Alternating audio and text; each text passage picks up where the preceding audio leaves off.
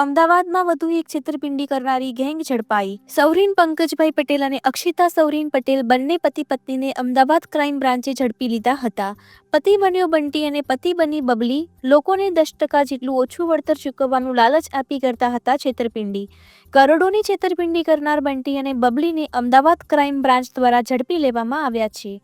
અમદાવાદમાં Angel fitness નામની private limited company ખોલીને ક્રેડિટ કાર્ડનો ઉપયોગ દુબઈમાં કારોબાર ચાલે છે. તેનાથી તમારે ઓછું વળતર ચૂકવવાનું રહે છે. ઓછું વળતર ચૂકવવાની લાલચ આપીને છેતરપિંડી કરતા હતા.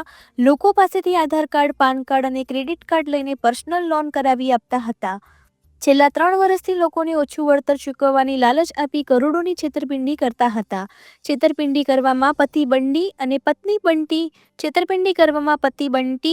પત્ની બબલી માહિર હતા. પરંતુ સૌરીન પંકજભાઈ પટેલ અને તેની પત્ની અક્ષિતા સૌરીન પટેલને અમદાવાદ ક્રાઇમ બ્રાન્ચે ઝડપી પાડ્યા હતા.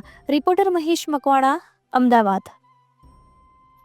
આર્થિક ગુના નિવારણ શાખા ક્રાઇમ બ્રાન્ચ અમદાવાદ શહેર ખાતે માનનીય પોલીસ કમિશનર સાહેબ શ્રી અને સંયુક્ત police commissioner Shri crime branch તથા નાયબ પોલીસ કમિશનર શ્રી ક્રાઇમ બ્રાન્ચના માર્ગદર્શન હેઠળ એક ગુનો દાખલ થવા પામેલ છે.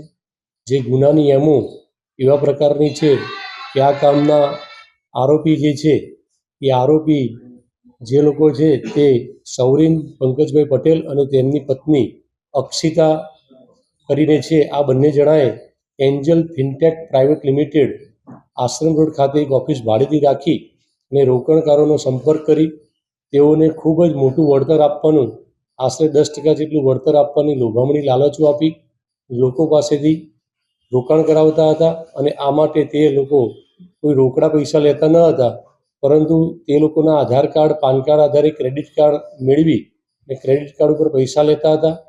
એવી જ રીતે તે પર્સનલ લોનો પણ લેવડાવતા હતા અને તેની સામે 10% ઊંચું વળતર આપવાનું લોભામણી જાહેરાત કરી અને 2021થી આ રોકાણકારો પાસેથી પૈસા મેળવેલા હતા. અને કુલ 15 રોકાણકારોના 3,50,00,000 માતબર રકમનું આ લોકોએ ચીટિંગ કરી અને જાન્યુઆરી 2024માં તે લોકો ભાગી ગયેલા હતા. રોકાણકારોએ તેઓનો સંપર્ક કરતા તે કોઈ રિસ્પોન્સ આપતા ન હતા અને તેમના ઘરેથી પણ ભાગી ગયેલા હોય. આર્થિક ગુના નિવારણ શાખા ખાતે આ બંને જણ વિરુદ્ધમાં ગુનો દાખલ કરવામાં આવેલો છે અને હાલમાં ગુનાની તપાસ ચાલુ છે. આપના માધ્યમથી અન્ય કોઈ ભોગ બનનાર હોય તો આર્થિક ગુના નિવારણ શાખા ક્રાઇમ બ્રાન્ચ અમદાવાદનો સંપર્ક કરવા અપીલ કરવામાં આવે છે.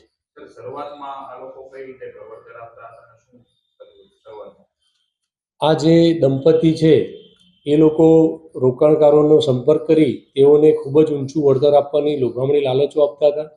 તેના માટે તે લોકોએ તેમને જણાવતા હતા કે તમારું આધાર કાર્ડ, પાન કાર્ડ જ આપો, કોઈ રોકડા રૂપિયા આપવાની જરૂર નથી. એટલે લોકો તેમના ઉપર વિશ્વાસ કરી અને ક્રેડિટ કાર્ડ મેળવતા હતા અને ક્રેડિટ કાર્ડ ઉપર વારંવાર એક વખત પૈસા મેળવી અને જમા કરાવી લિમિટ વધારતા હતા. એવી જ રીતે પર્સનલ લોન પણ મેળવતા હતા અને તેની સામે વળતર પણ ચૂકવતા હતા. એટલે લોકોને વધારે વિશ્વાસ આવતા ખૂબ જ મોટી રકમનું રોકાણકારોએ એમને વળતરની અપેક્ષાએ રોકાણ કરતા છેલ્લે આ કામના આરોપીએ કોઈને પરત પૈસા ચૂકવ્યા નહીં અને ભાગી જઈ ગુનો આચરેલ છે.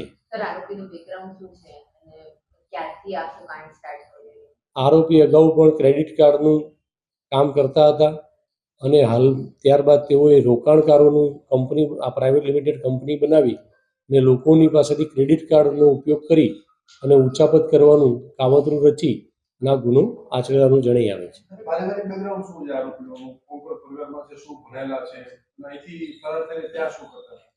આ જે છે એ પતિ પત્ની બંને જણા છે. તેઓની એક માતા, આ જે આરોપી છે સૌરીન, તેની માતા છે. તેઓ એકલા જ અહીંયા રહે છે અને આ પતિ પત્ની બંધાનું ચીટિંગ કરી અને પંજાબ ખાતે જતા રહેલા હતા અને ત્યાંથી તેઓ મળી આવેલા છે.